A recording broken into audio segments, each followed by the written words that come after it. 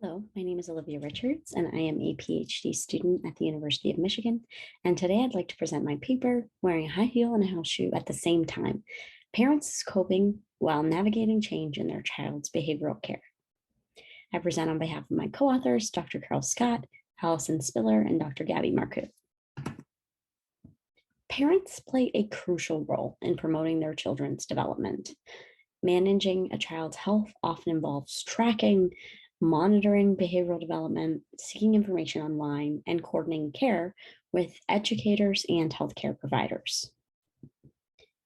In this work, we are particularly concerned with behavioral care that reaches the level of tailored accommodations, interventions, or therapy for children, and daily interactions for children to develop socially and emotionally. HCI scholars have shown how providing continuous behavioral care can be challenging due to collaborative breakdowns, inaccessible or unreliable documentation, a lack of training for caregivers, and adverse events as well. These challenges are exacerbated by adverse events, which are unanticipated external events that affects one's activities or even their role. And HCI scholars have shown us examples of divorce and new diagnoses as being adverse events for collaborative care.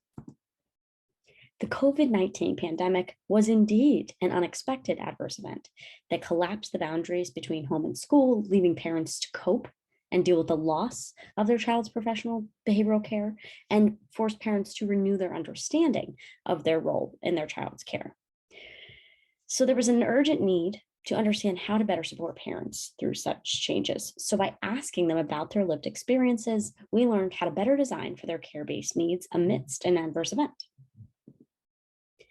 With a social worker, we applied the Kübler-Ross change curve to analyze parents' experiences navigating change and draw on how their information needs may be better supported. We also use role theory to characterize behavioral patterns and roles in response to expectations, and role conflict helped us understand the strain that parents experienced due to the extensive demands of having multiple roles for their child. So in this work, we answer the following research questions. How do parents experience change to their child's behavioral care? How do parents cope with and adjust to their changing role in their child's behavioral care? And how can technologies be designed to support their coping and adjustment while navigating change? In this work, we conducted 16 interviews with parents in June to July of 2020 with parents of children with emotional and behavioral disabilities. The University of Michigan IRB approved this work, and after that, we began a recruitment over social media, our university health research portal, and over word of mouth. In weekly meetings, we discussed our interpretations, memoed, affinity diagrammed, and eventually our initial analysis revealed the conflicting mental models of parents' roles in the separation of home and school. So after inductive analysis of information needs, I analyzed interview data around the concept of parents' changed role using reflexive thematic analysis. On average, most participants in our study were white, college-educated women from the United States whose household income was over $80,000 a year. Children were aged 6 to 14 years old, and most children had multiple diagnoses. In this work, we use pseudonyms to protect our participants. So to describe our findings, I'll describe how we answered both research question number 1 and 2 by describing each stage of the 5 nonlinear stages of the Kübler-Ross change curve and the associated mechanisms that we observed. Although we lacked data for the denial stage, we did have some, because by the time we interviewed parents, most of them were past the stage into anger and beyond. Denial prevented parents from handling too much through their role conflict and protected them until they were ready to adjust their role, like Paul here, not having any answers and wondering if it was going to last forever. In anger, This is an emotion that parents experienced with characterization of antagonism towards someone or something you feel has deliberately done you wrong. Shanice describes her frustration and overwhelm that working from home and being a full-time behavioral support for her child and her other children was like wearing a high heel and a house shoe at the same time, doing everything for everyone 24 hours a day. In anger, parents commiserated together with other parents as well as to their practitioners, often online. In depression, this involved intense emotions, and parents coped by putting their child's needs ahead of their own, feeling incredible emotions like parents like Adrienne here. In bargaining, a person seeks a way out of their situation. So in this phase, parents like Andrea experimented and sought supports that could help her adjust to and even accept the change she was dealing with, such as obtaining advice, delegating tasks, or adopting technology, all in support of her child's behavioral care. In this example, she looked online to try to come up with anything, getting ideas from other parents to come up with a reward system, as she was desperate for change in order to help him obtain and go about his daily tasks more easily.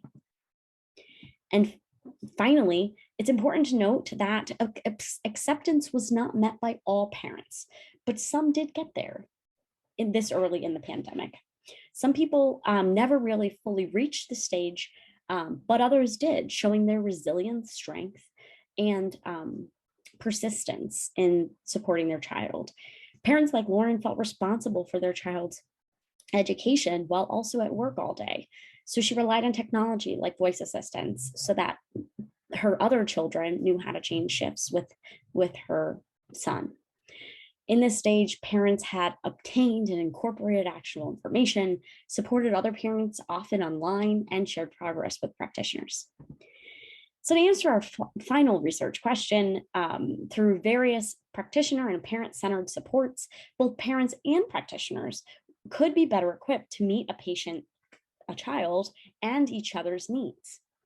So through practitioner-initiated supports, things like conspicuous communication to establish and sustain emotion and esteem support, some coordination of tangible and information supports, such as using virtual agents, and scaffolding parent information by validating, sharing validated resources with them and sharing personal resources and ensuring that they know what kind of information they're accessing.